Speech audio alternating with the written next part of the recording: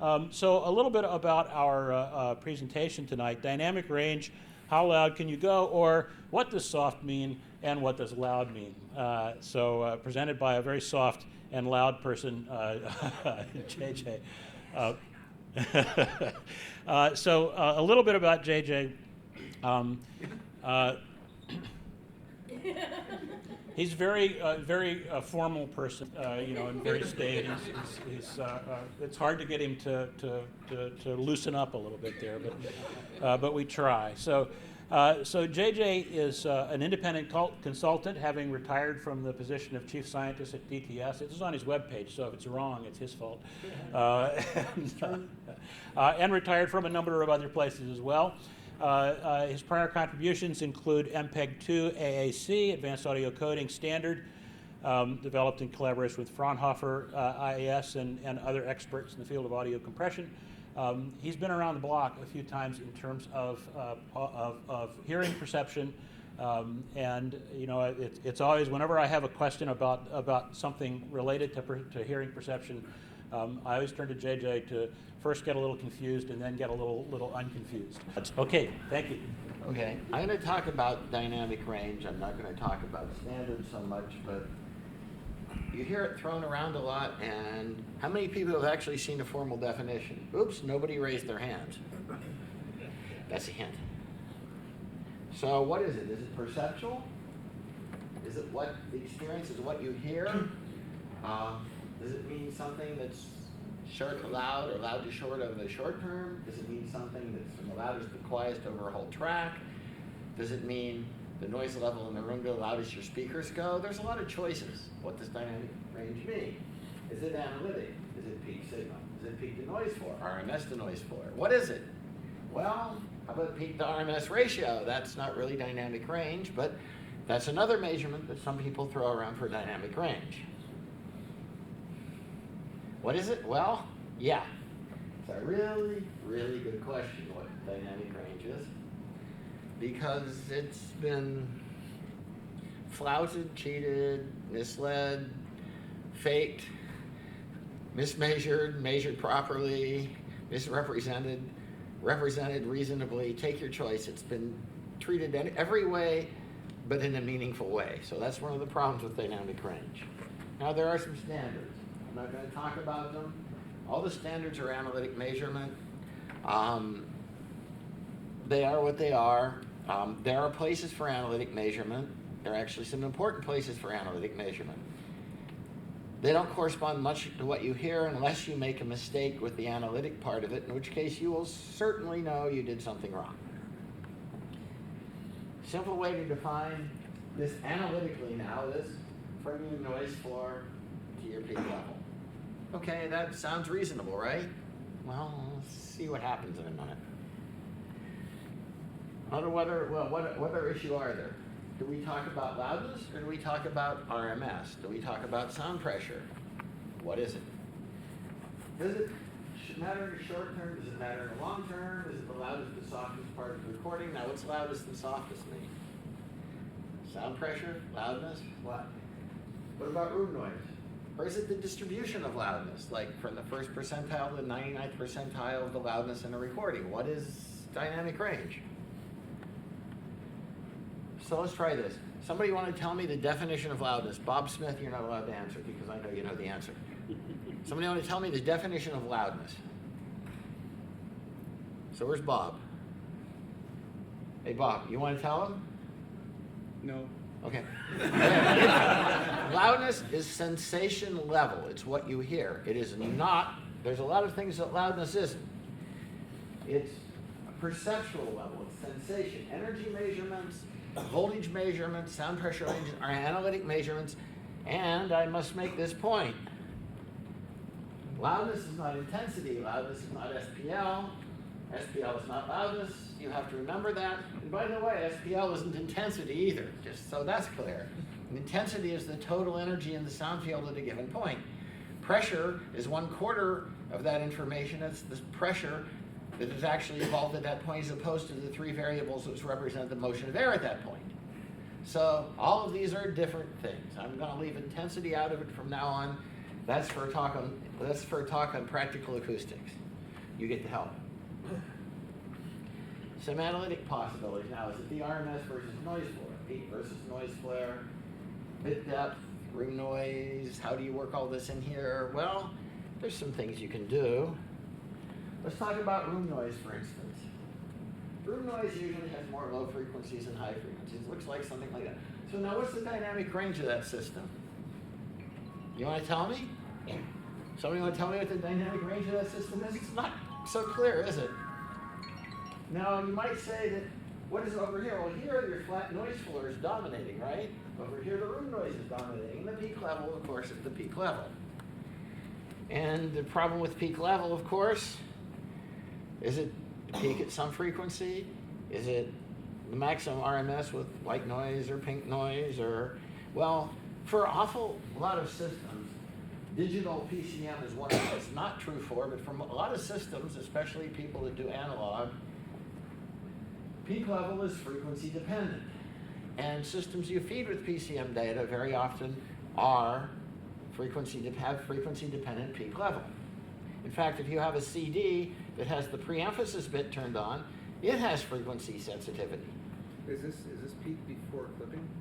Yeah, well, peak means basically what you can do without distorting, yes. Right. And I'm not even talking about intersample peaks. We can really confuse the daylights out of it with that, but I'm not. So a simple way to, okay, now what's the dynamic range of that system?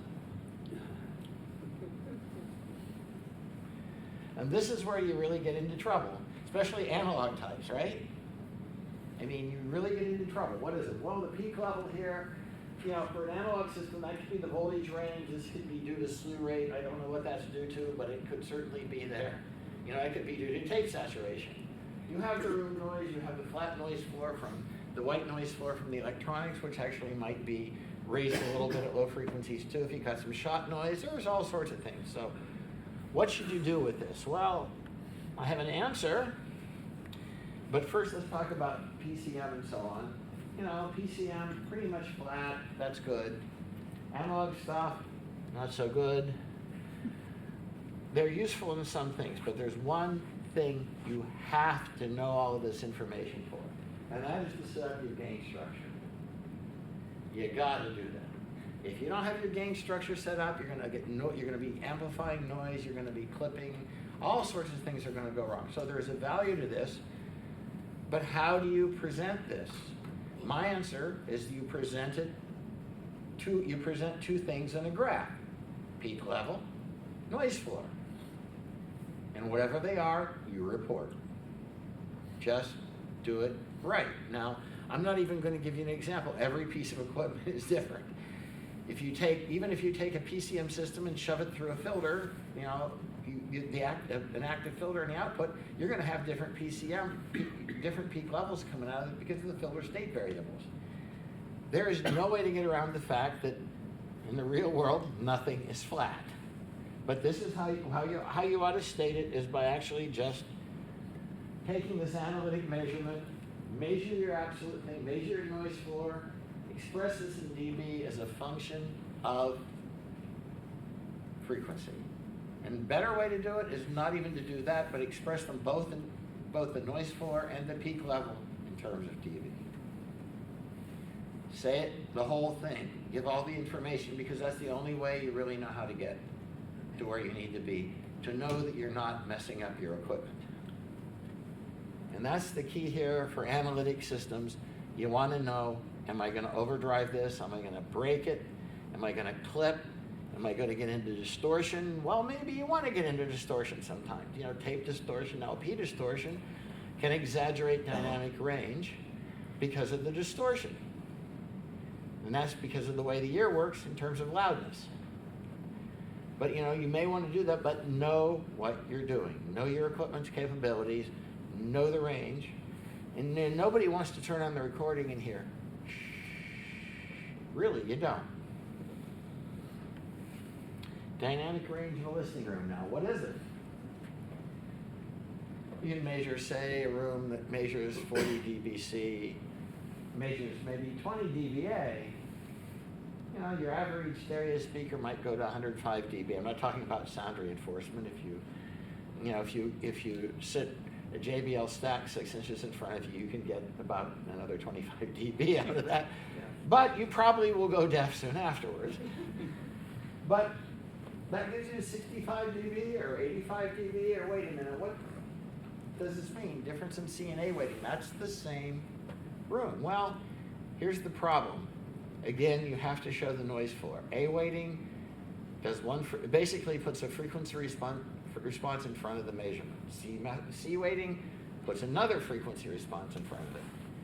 A weighting was originally called a message weighting. It was originally supposed to represent where the information in speech was. It is now abused to words that I probably shouldn't say in public, because it isn't for anything except low-level signals that are near the threshold of audibility. That's all it's for. Once you're above the threshold of audibility, A weighting does not apply. Don't do it, okay? Just What's don't. the curve of A weighting? Lots of low frequency roll off and some high frequency roll off, basically.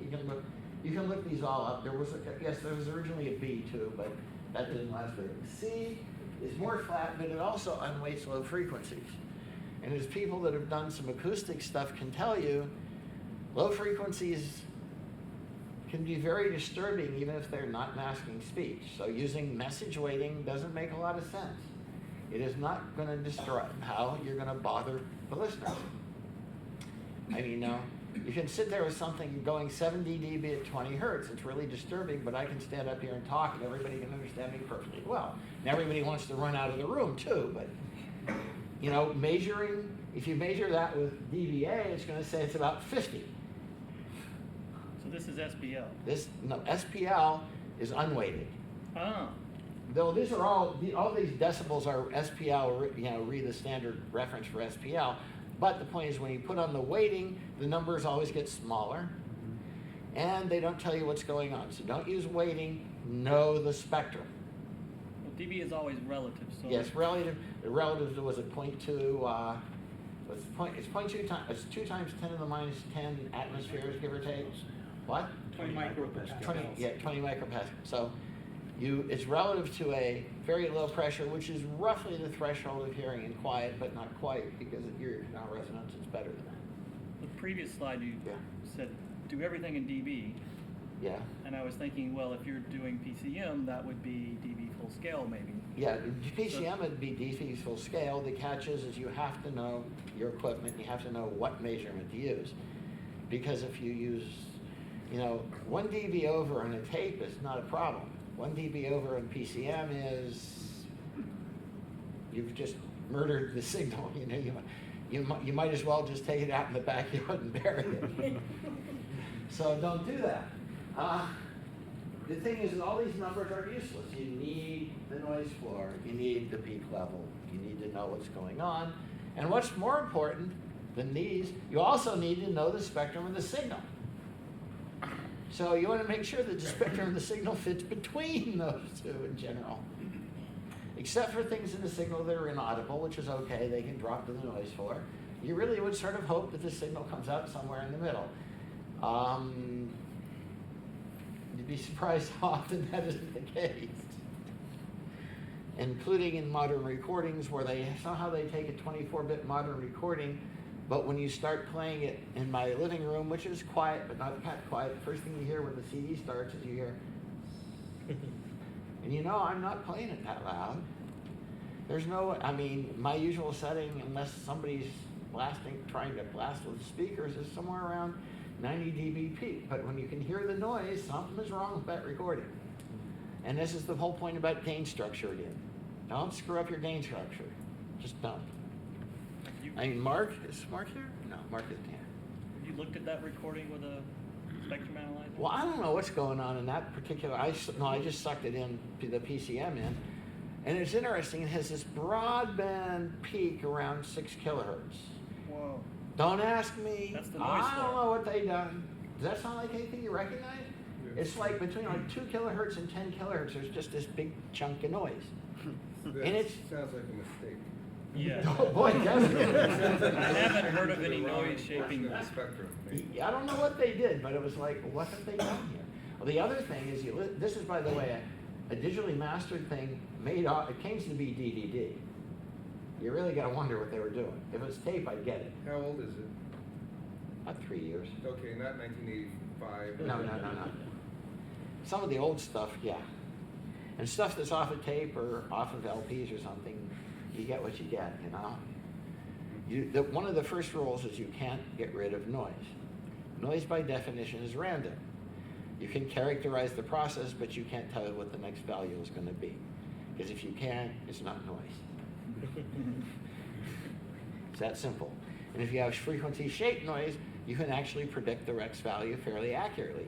But you can't do it precisely, again, because, It's noise. yes. And you can only do that in a signal that's only noise, because obviously you have signal and noise, the signal's going to interfere with the prediction, because you can't tell what the noise is. You can't bootstrap that. Even if you could, you know, you might be able to do 0.9 for the first sample, 0.81 for the second sample, 3 times, you know, 0.9 cubed. You know, by the time you get 10 samples down the line, you're dead. So it just isn't going to work no matter what you do. So noise spectrum, well, you need to look at it. When you put a PCM through anything else, it doesn't have a flat noise floor. If you run a digital equalizer on your PCM, it doesn't have a flat noise flare anymore. If you say, I mean, this is really what you need. You really need dynamic range as a function of frequency, but what you really have, you have to make some assumptions for playback, obviously, because everybody has a volume control. But you have, you know, this is the best you'll do, and instead of dynamic range, let's not think of that idea as dynamic range. Let's show the maximum level, and let's show the noise floor. If you want a dynamic range, I would propose you pick the minimum space between those two curves. Some people might not appreciate the minimum, but such is life. So now, what are they for? Analytic measures. They're essential for gain structure. They don't tell you a whole lot for listening room. They vary across frequency. Nobody provides it. Nobody measures it. Well, I shouldn't say that. I'll bet people measure it when they're designing the equipment. But you don't, you know, generally if I go and grab the specs for something, it doesn't show me the noise floor. It doesn't show me the peak level. It says signal to noise ratio 93.7 dB. Great. I mean, it's better than nothing. It's better than mostly harmless. It actually tells you something, but it'd be better to just have the specs. What's more useful? Well, and now we're talking to the people I expect here. You guys want to know what it sounds like, right? Especially the game designer types. You want to know what it sounds like. What's more useful? The perceptual aspects. Now, do you want to talk about what is a dynamic signal? And dynamic signals are not necessarily dynamic range, except that some people think they are and some people don't. So that's, you know, arguing about perception is a little tough. But do we say that short-term variations give you a dynamic signal, long-term variations give you a sense of dynamic range? Well, maybe. So are these dynamics short-term? Are they long-term? Who wants to make a guess? Which are they? All of the above. And the answer, of course, is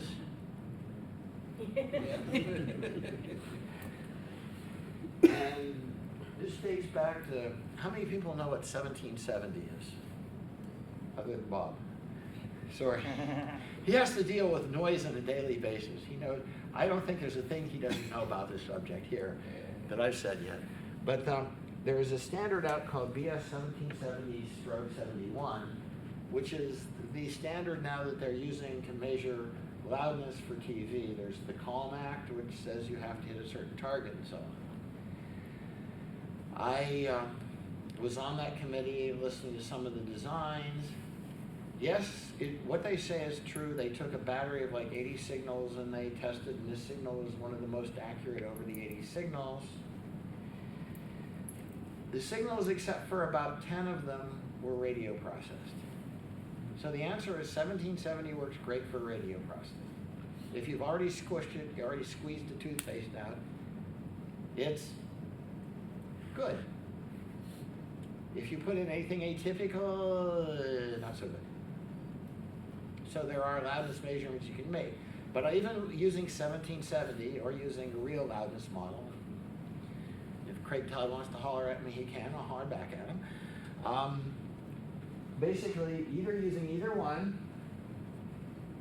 you can measure instantaneous loudness, average loudness, and you can run an interesting experiment. There's an AES paper from one of the conventions a long time ago, meaning like 7 or 8 years, I think, or 6, or maybe 5 or 6 or 7 or 8 years ago, that I wrote, which was a little paper. We had, I think, 8 subjects. Just everybody in the office was summarily collared, dragged into the studio.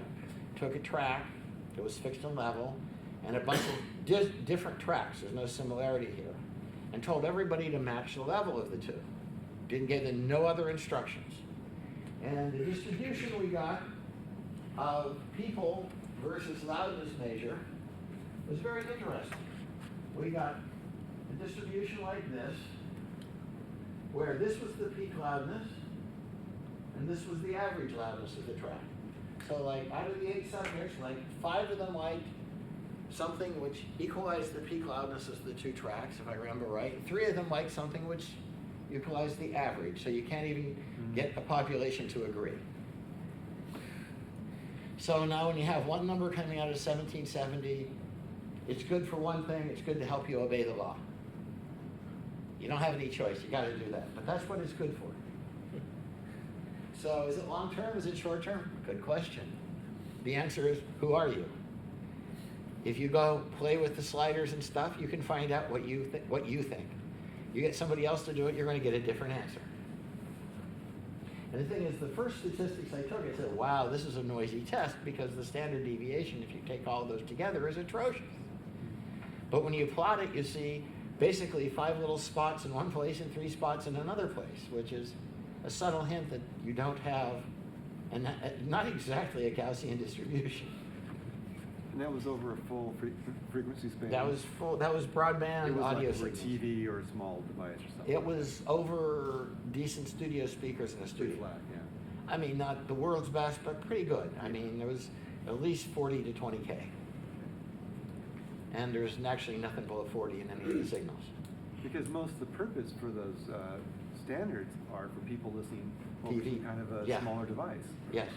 And the catch is, even if you listen over the smaller device, you're going to have 120K. So, I mean, I don't expect a lot of difference, because if you look at the contribution of bass, it's not total loudness, it's not that big. Unless it's, of course, huge.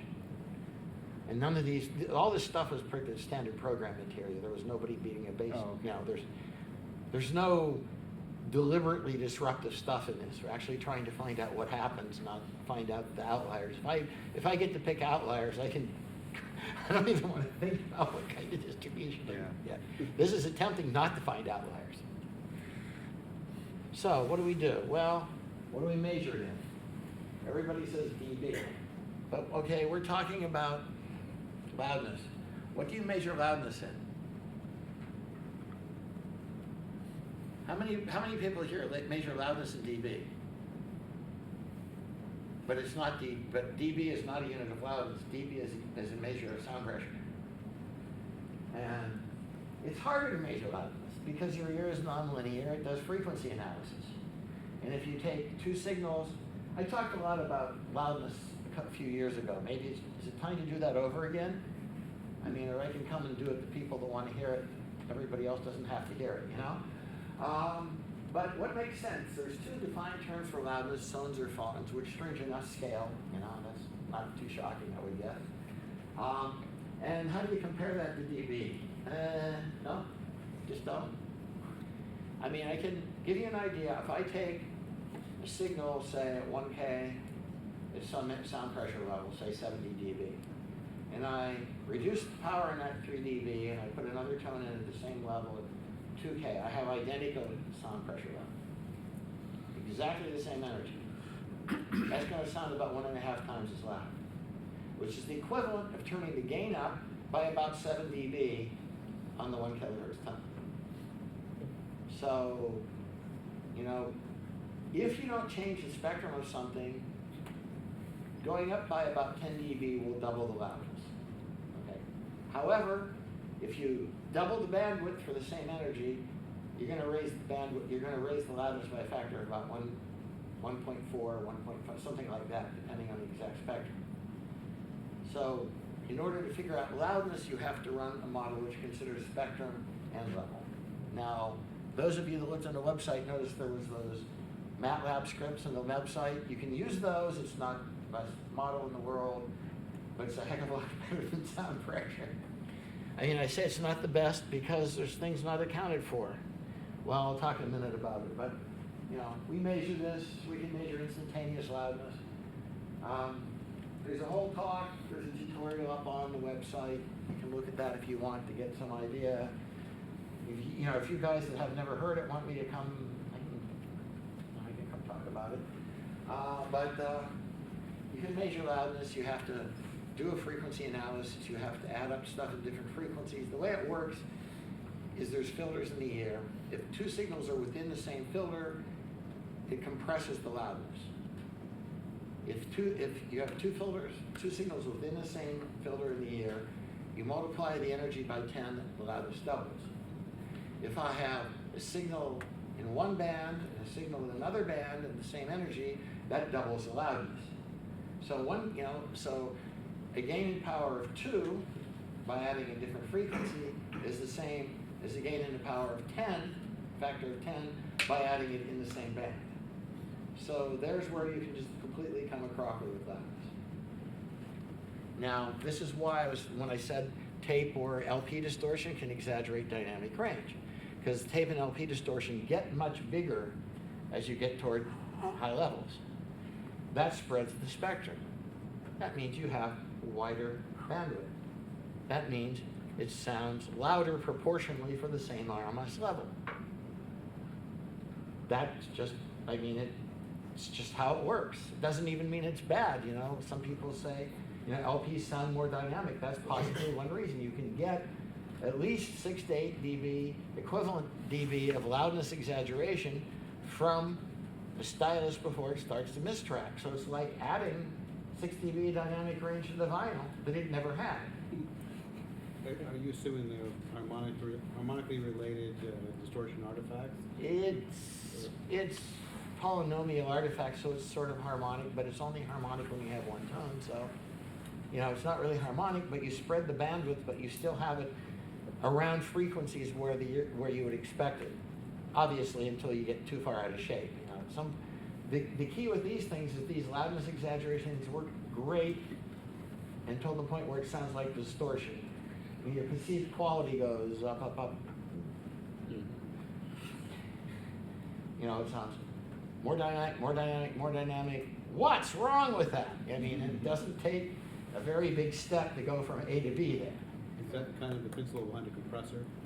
No, compressors are different. Compressors are trying to regulate the loudness or the level, and some work on either one explicitly to try to make it more constant, or expanders to make it less constant. So that's a different beast. Some will do distortion. Radio compression certainly involves distortion and harmonic replication, doing distortion in band 1, mapping that distortion to band 2, doing distortion in band 2, mapping that to zone 3, where they're octave bands. There's processing like that to make, you've heard of an affix, right? An affix exciter. It has a filter that's an octave wide, and it shoves that through a square, which gives you lots of harmonics, and it does some level control, and then it filters that for the next octave. So it adds something that's got kind of sort of the same harmonic structure in the next octave. So it brightens signals. And if you've ever tried an affix, sounds better, or sounds really bad, right? Recognize this trend here. That's what an affix does.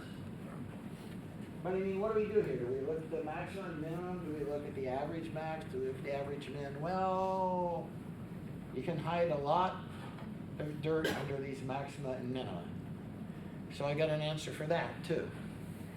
But again, it's not as simple. It's not one number. And this is why I think we like a bunch of us to do a round table on measurement, is because one number measurements, even if they're right, they're wrong. Because they don't tell you, they tell you the number you measured, and I'm assuming you know how to make the measurement, but what does it tell you about how it sounds? And when it gets down to it, even the hardcore engineers here, we all care about how it sounds. I can do a lot with the measurement, some of which would be considered completely wrong, but that's life. So what do people think about this? Long-term loudness, peak loudness, haven't they talked about this? Sorry, I guess I'm a little out of order. But what about dynamics? Some people like deep, dark, quiet. Some people really want to have some comfort noise. And you can't argue with personal preference. That's what it comes down to. So now, there's a lot of room. There's 1770, we talked about it. Once you get beyond radio process stuff, not so much. Game stuff, I think a lot of it would give it a headache because it is completely unprepared for things like bang, bang, bang. Which means if you're a game designer, maybe you just don't get any information at all there. You'd be better off having an average loudness measure or a peak loudness measure, which we can certainly help with, but that's a different issue. Still doesn't give us dynamic range or what a dynamic musical clip is. As a matter of fact, I can find 10 different definitions for what a dynamic musical clip is, but there's some ways where you can look at a plot and maybe get an idea. You can't necessarily say something is, but you can look at things and say something isn't. I'll show you. Did you see the one on Skater Boy? It defines what isn't. I'll show you. You'll see it in a minute. So some examples. Now, I'm going to show you some examples here before the break. I'm going to play some stuff that corresponds to the examples. The measure is up on the website. You'll notice, how many people notice the scripts on the website? Those scripts work with Octave. You need the signal processing and the audio libraries to go with it. That's all freeware. You can get it all from SourceForge. Or if you have a copy of MATLAB, you can get the real thing and it will even work better. But you know, MATLAB costs $3,000 and SourceForge costs. Yep. You understand my thinking here? Yeah. And they work roughly the same, actually. I mean, there are errors in MATLAB, in Octave, mostly of omission. And the plotting in MATLAB and Octave is, yeah, but it works. Barely, but it works. I mean, it uses a GNU plot, put your feet up, wait, it'll get around. You know that round to it thing, you know, you'll get one of those round to it's eventually. That wasn't a compliment, be sure, but it's free. And you will get the answer eventually. So it doesn't do things. I didn't include absolute threshold because I think, what was it, 2 weeks ago I put those up? That was the day before those I wrote. Okay, so it hasn't been out there. You know, that's not a, you know, this was not written to be a nice, easily massaged thing. If you want to code it your way, go right ahead. Can you define absolute threshold? Absolute threshold of hearing. If you know the gain of your system, you can find the center frequency of every line in the FFT. You can look up in the table the absolute threshold of hearing. And what you do is you simply subtract the energy that corresponds to the absolute threshold of hearing from the energy at that line before you do the rest of the processing to calculate loudness. That's all you have to do. Of course, you have to know your system gain, helps to know your speaker response, a couple of things like that. And there's a real problem with bass I'll talk about in a minute there, but it works pretty well. It doesn't have anything like proper time domain response. Even for gunshots, it won't bite you too much. But theoretically, you should have like a 32-to-1 range of time windows. I'm just using the longest one.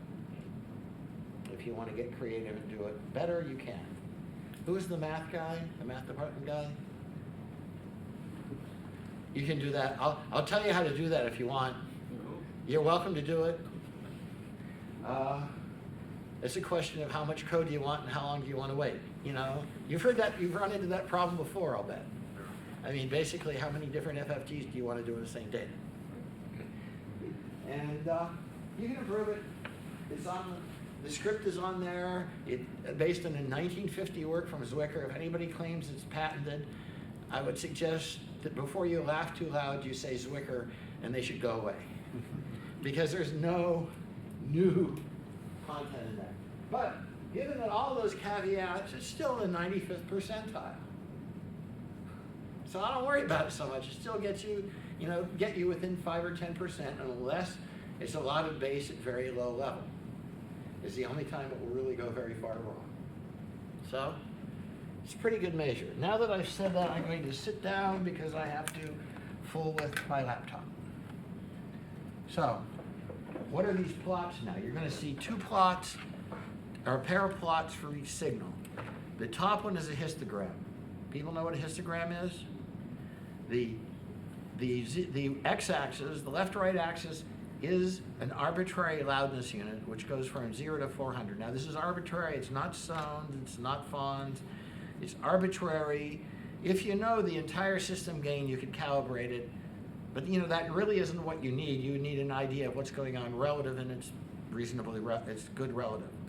And the vertical dimension in that top graph is probability. It says how likely for that particular loudness to occur. The bottom one is simply loudness versus time. Time units here are in 512 sample blocks. It's a 1024 transform shifted by 512 with the hand window. That probably helps you a lot, right? So that you understand exactly how this is being done, I think. So, but what you see is, so the bottom one is horizontal is time, vertical is loudness. And then what I'm going to do is I'm going to show you some stuff. Okay, this is a Ragtime Piano recording. This isn't a this is a recording some guy in Indiana makes in his living room. He's a really good Ragtime piano player, that's all I can say. If you look at this recording, it only peaks at about 12 bits, and it has about 3/4 missing code, so it's really only about 10 bits of information in this recording. But, this is not too loud, it's very low, and it varies a lot. Now I'll just play these because you really can't say anything except, so that is this.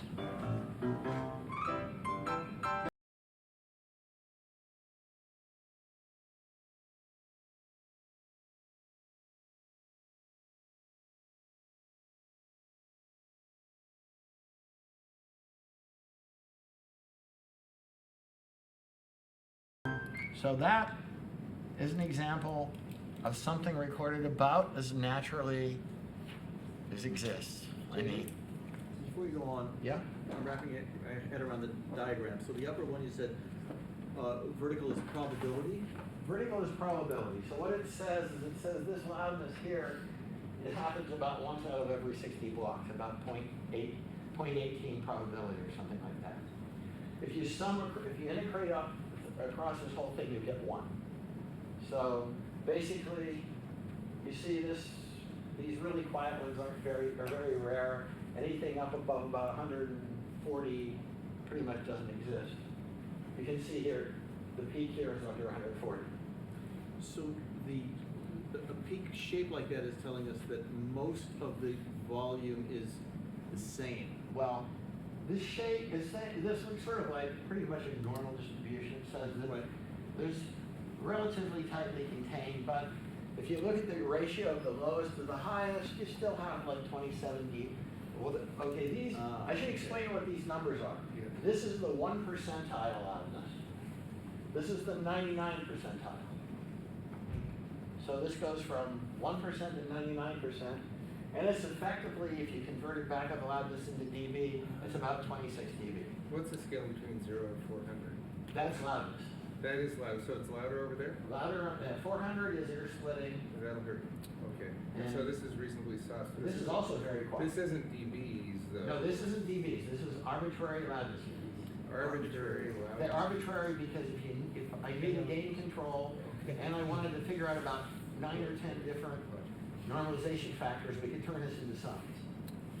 But I don't want to. No, Relative is appreciate good, that. you know? So this is reasonably soft stuff. This is reasonably soft stuff. It is very soft. It's actually very soft. Really loud is going to be more in the middle, and then two jet engines are on the right. Well, jet engine's actually off the top, but Okay. we don't need that, you know? But JJ, the last thing, just again, Yeah. for me to cement this in my own Mhm. understanding, is that the ratio of the quietest to the loudest, in this case, computed it at about 26. What you do is you take the ratio of the loudnesses and raise it to the 3.5 power. And then you take 10 log 10 of that. So that's how you get the dB equivalent. And are you saying that this is dynamic range?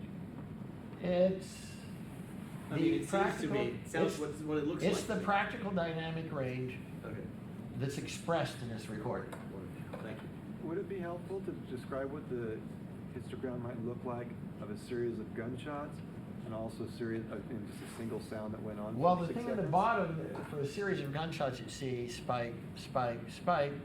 And top, you see a lot of stuff at the low, and you see a whole bunch of stuff at high, and probably nothing in the middle. That's what I was wondering, yeah. Yeah, that's what Just you to would kinda see. get a head around And the it. way you can, this is on there. You can take it. You can take your gunshot and try it.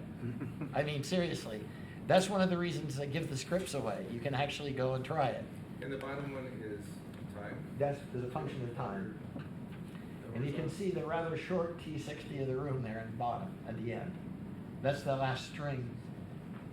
And vertical is, on the bottom diagram, the Is vertical loudness. is loudness. Oh, okay. Yes. Yes. So each time he gets a note, it's pretty much from one of those peaks as well. Yeah, yes, you're basically looking at a note by note there in this particular case.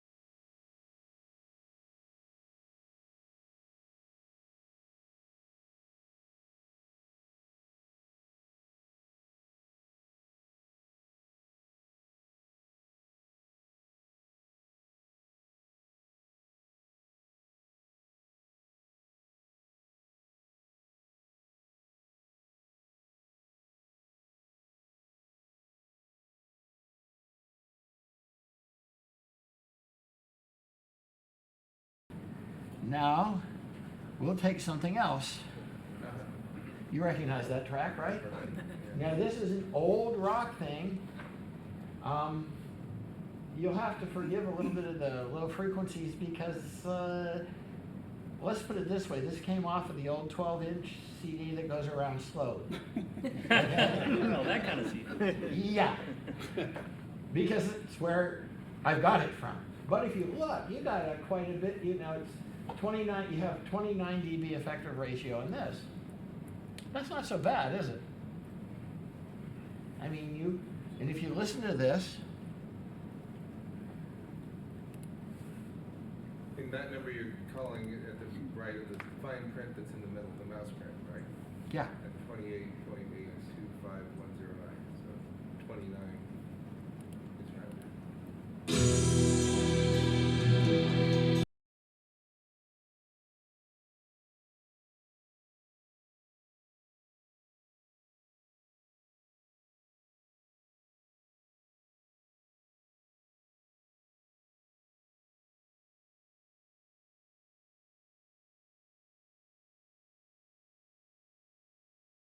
try this on your own stuff, you know. What? So that first bit is what we're listening to now, then it gets into the vocals that Yeah. are coming up, that's when we're going to get the wiggles and then. Well, I'll go 3/4 of the way to the end. How's that? Okay. 3/4 of the way to the end?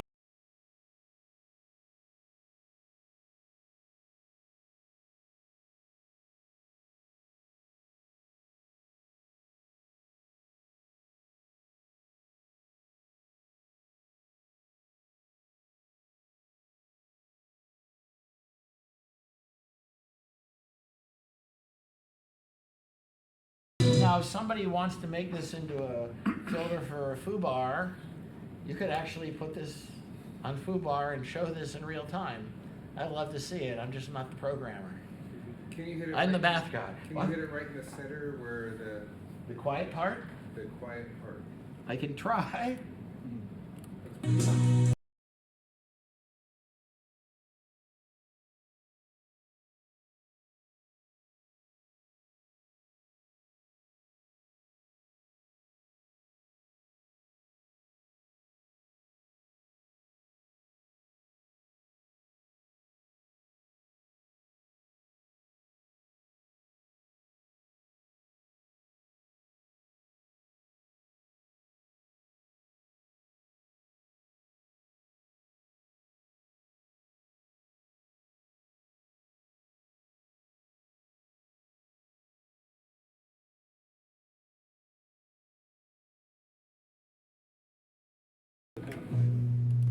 So, Yeah, exactly. You What? want a bouncing ball. yeah, you need a bouncing ball with this.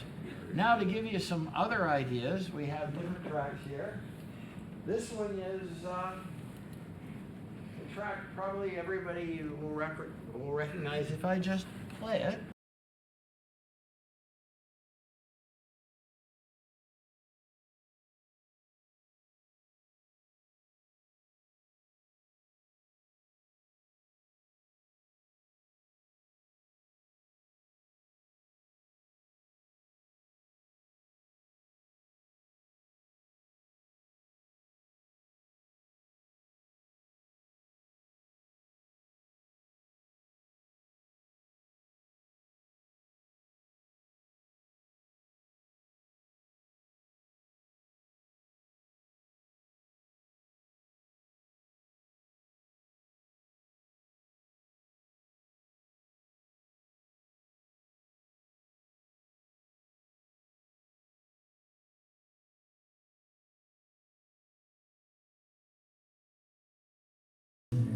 There is, of course, a gotcha with that, and the gotcha is that if stuff is louder, it will also tend to have larger numbers, even though it might not be a higher dynamic range, simply because silence is silence.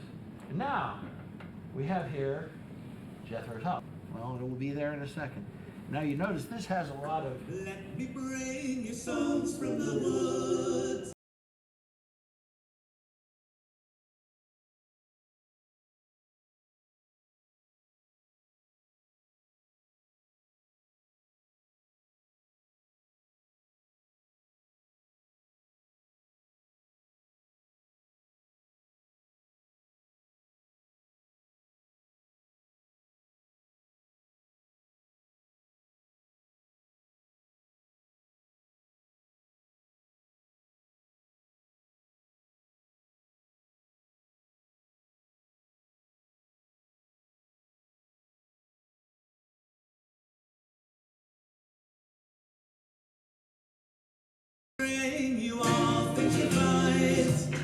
Now I have my thought here, and I don't have any way to run the subjective test currently, is that we ought to be able to use some variation measure of the time domain as well to describe the local dynamics, but I don't really have, I need some measure of what, some people to listen and say, I think this is dynamic, I think it isn't. I don't really have that, but, people that are looking for class projects,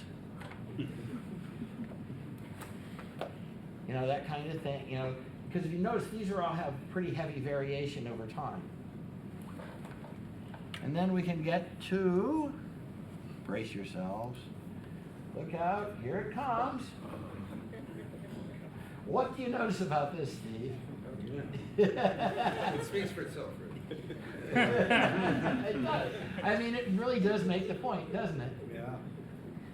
And does anybody actually want to hear this? Yes. Are you sure? Yes, it's experience.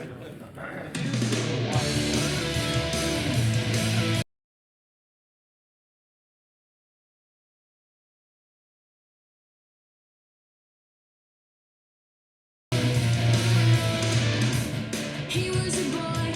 Can I stop, please? And does this make the point? So this is interesting. My belief, Yeah. what I understand dynamic range to be Yeah. just from experience is that the softest things you can hear when the loudest things are happening. Yeah, It's okay. all now- at one time as compared to the softest and loudest over the Well, see, course. that's a different, there's instantaneous dynamic range, is what you're talking about. There's something to, peak to noise floor, or whatever you want to call it. And then there's how dynamic is it? I agree, I understand what you're saying. I think that there needs to be a measure of each of these. So the third dynamic would probably be you have something soft and then something comes in very loud and it hits you. Yes. And the harder it hits you as compared to Yes. lower dynamic range, which And if you notice, the variations here, compared to the variations in the other, they're really kind of small, aren't they? I mean, I don't know what, I just ran this, and I was looking at it, I ran this file, actually, I just ran a script with all the files, and I didn't actually know which file this is, and the plot comes up, and I'm looking at it like, what? Yeah, So would you know what the dynamic range database measures then? I have no idea. Okay. And that's the problem with, it should say what it measures, because, I saw a question over there. It should say what it measures because there's no definition. The question over there? I was just gonna ask if you tried running a classical piece of music through it, if that's what I have some classical piano in a minute. I don't have any orchestral just because I didn't happen to have any. If somebody has a WAV file that's shorter than 5 minutes, I can plug it into my computer and we'll run it in real time. How's that? But really, doesn't that graphic show you something? You've got it right. Now, this is another old track, and that is number 2. Here we go.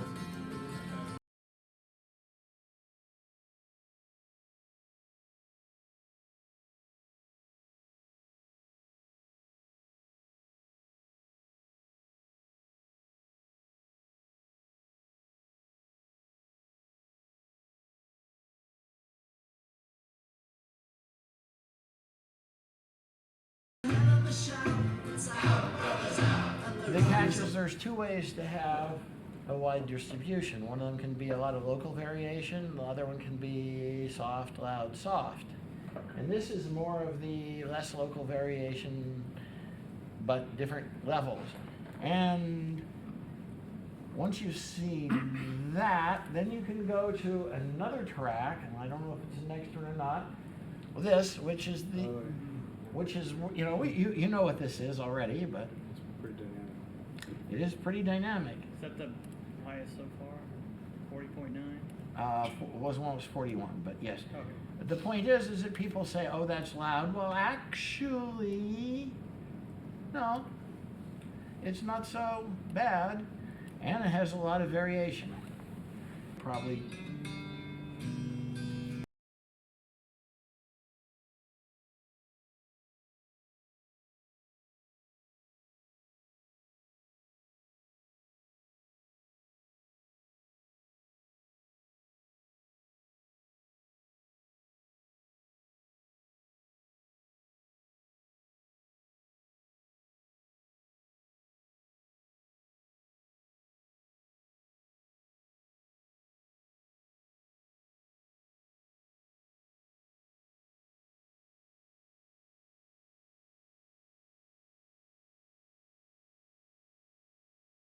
let me jump into the middle now.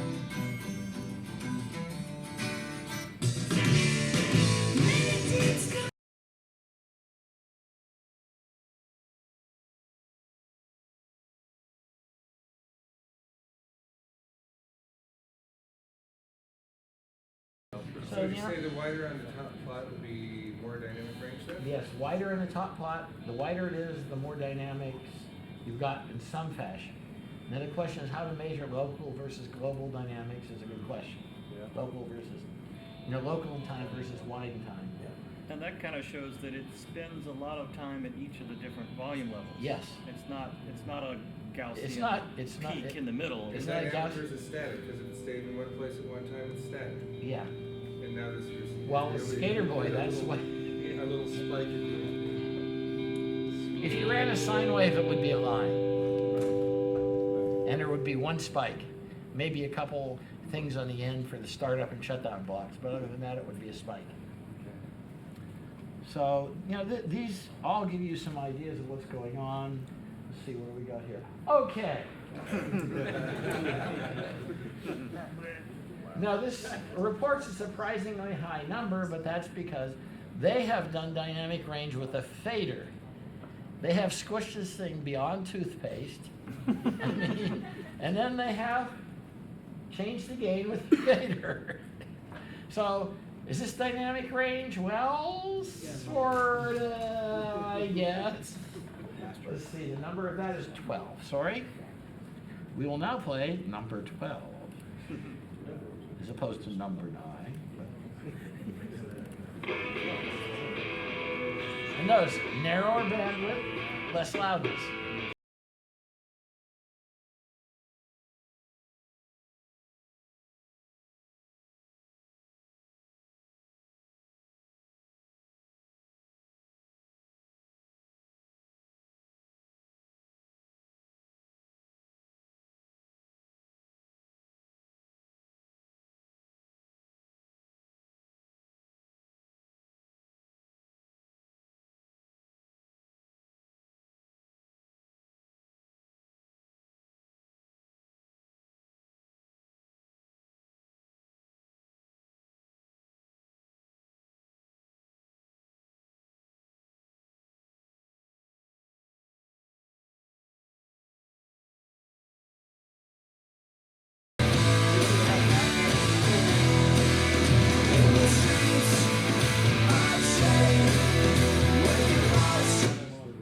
So that gives you an idea. This, by the way, also helps demonstrate why, as I said a little while ago, you can get into trouble trying to estimate loudness of bass. Because if I take, say, a 40 hertz signal, and I put it through a speaker that gives me 80 and 120 hertz distortion products that are 20 dB down, that will double the apparent loudness Where all these. because of the harmonics. So, you can get into real trouble trying to measure loudness of bass, because when you put it through the speaker, the distortion will give you the ah. Yeah? Were all these files pretty much the same relative level as? what These was are all, presented? except for the ones that I rescued from slow turning CD, they're all taken straight off the CD. Digital bitwise transfer. You know what EAC is? Exact audio copy? Oh, yes. These are all WAV files right off, except for the few that had to be rescued from the nether regions of my living room. I had a question for you. Yeah? I just thought that, how when people try to get something across a room to get sound louder, they'll put their hands in front of their, to come directed, but don't you limit the bandwidth artificially, and does that Well, lower it? but yes, but what you're doing when you do that is you're actually pre-emphasizing the speech and you're making it directional. So you're pushing more sound in one direction and you're pre-emphasizing it, which increases the articulation. So basically you narrow the bandwidth, but you have much more chance for the parts that are getting there to be above the room tone. So it's not there's not So a now point. you're asking an articulation question, which is yet another question. And yes, you can do things called articulation enhancement, which, if you ever listen to a communications radio, that's what they're doing. Sounds like crap, but you can sure as heck understand exactly what they said. And it's supposed to sound like crap. That's why you can understand it when you're standing next to the fire truck. I mean, Bob, you can talk about, I don't know if it's proprietary. You could talk for an hour about this because that's what he does. That's what you do. He makes sound so that with a little tiny speaker, you can still hear what the medical device is saying to you when you're sitting next to the helicopter. Or in a casino. Or in a casino, whatever. Yeah. Exactly right. Well, yeah, I guess you probably do have a lot of need for health-related things in a casino. I have a problem with casinos. I took probability in college. I understand how they can build those big fancy buildings. Yeah. I get it. Yeah, everybody, I figure I have the same chance of winning the lottery as somebody who buys tickets. Plus or minus. This is from Dr. Mike. This is one of those very rapid modern piano things that sounds completely abstract to me, sort of pleasant to listen to. The only difference between these is one has no reverb and the other one has the reverb. And the differences are subtle, but they're there if you look. Who added the reverb? He did. Okay.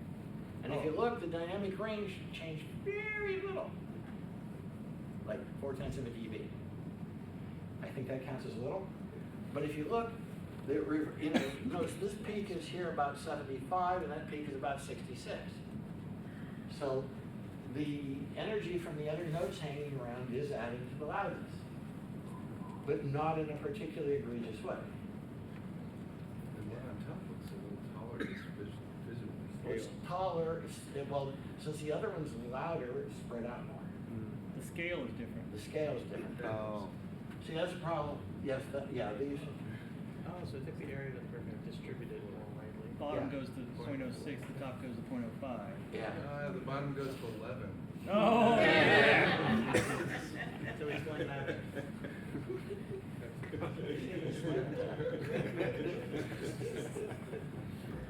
So anyhow, that's just an interesting, I can play that.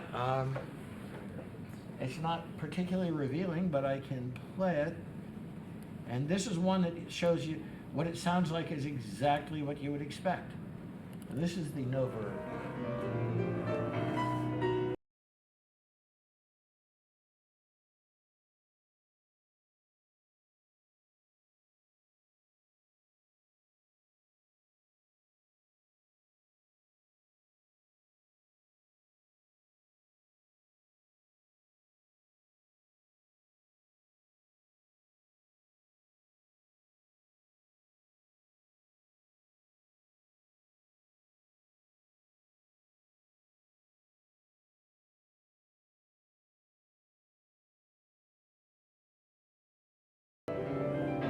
Okay. And now we go to the next track, which is what happens when you normalize. I believe this is Gary. You gave me the one that was normalized? Yeah. Drum stuff? Yeah. Okay, this is the original. Just play it. Notice it's a little bit quiet at the beginning. And the bottom one is clipped, right? Yeah, as far as off and the bottom. Yeah.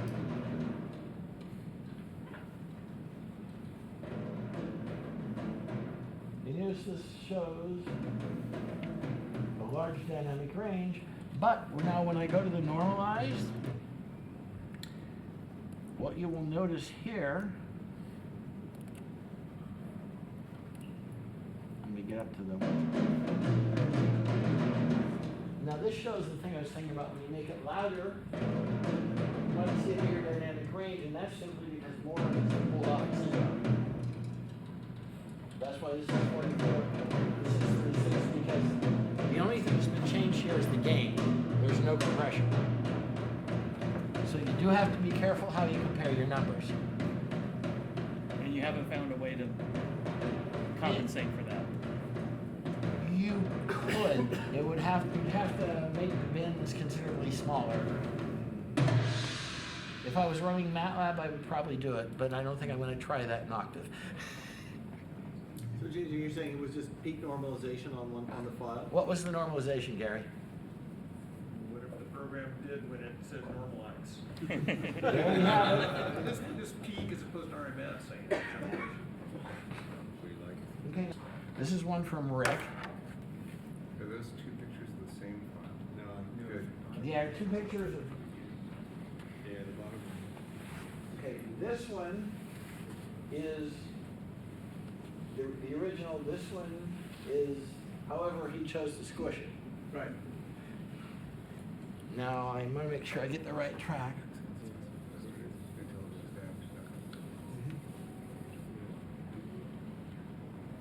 So this is orchestral. By the way, I haven't messed with the gain control ever here, so.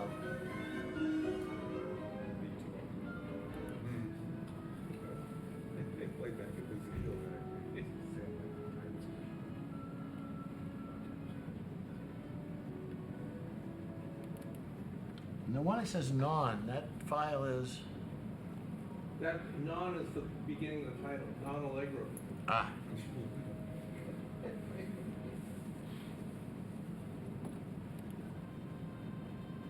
The problem is I can't tell which one of these files is which here. The one that squished the beginning of it would be much louder. That would be this one.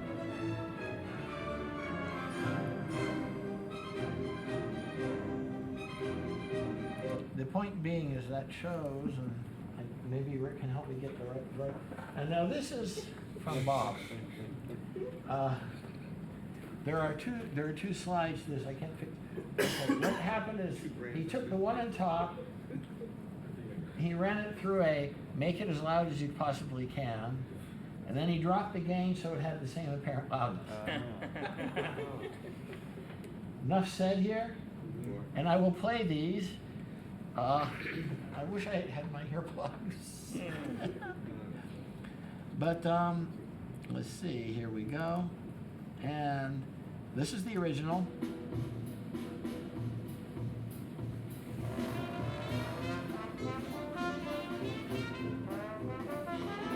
Nice and open, you know.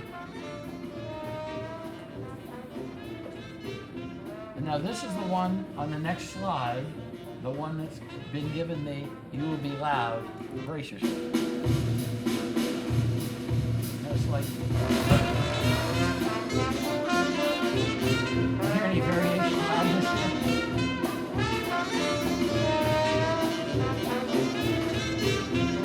Now to point out the damage that does, now I'm going to play the one that's equivalent loudness that's been squished and then dropped.